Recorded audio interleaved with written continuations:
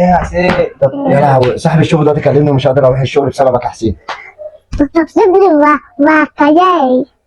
ايه كمان؟ اسيبك معاك؟ سيبه معايا في عيني بالك. خليك ابني مش شقي. لا خلي تمام. بالك منه النبي، اي حاجه عاوز اعملها له. ماشي يا بنات. يلا سلام عليكم. سلام عليكم.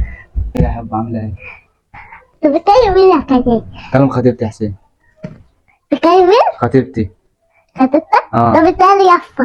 جالك يا اسطى؟ ايه اللي انت بتقوله ده يا لا ده بس واك يا ايوه كياي. كده عادل احسن. لا اقول لابوك. طب سيبها صاحبتها. صاحبتي اللي انت بتقوله ده يا عم انت. أخدت مشاكل. مشاكل؟ انت عيل شيطان.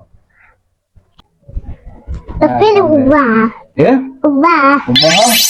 انت كبير ولا قوم كده اقف بس كده قوم قبل كده. انت عيل كبير ولا صغير ولا ايه؟ مش فاهم حاجه. ده بس المايك ماشي؟ على فكرة اقعد بقى يلا.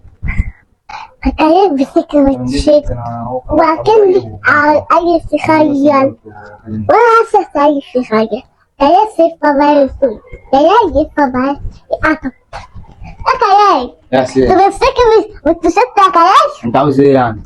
أنا سيابة خدي أيوة بتاعت وشك ايه اللي انت بتعمله ده يا؟ انت عبيط ولا ايه؟ اه خلاص اقعد بقى كده. انا اقول لابوك. اه ايه ده؟ ايه اللي انت بتعمله ده يا حسين؟ ايه ده انت بتكلم الشغل يا جلال؟ يعني انا في حاجه اعملها انا عملت حاجه؟ عادي والله يا حسين. انت عاوز تكلم حماتي وعمال يهزر و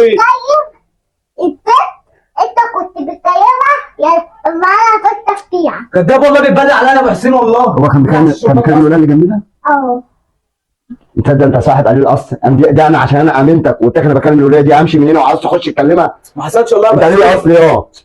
انا غلطان. غلطان. يلا يا عم في ده ما تجيش عندنا تاني.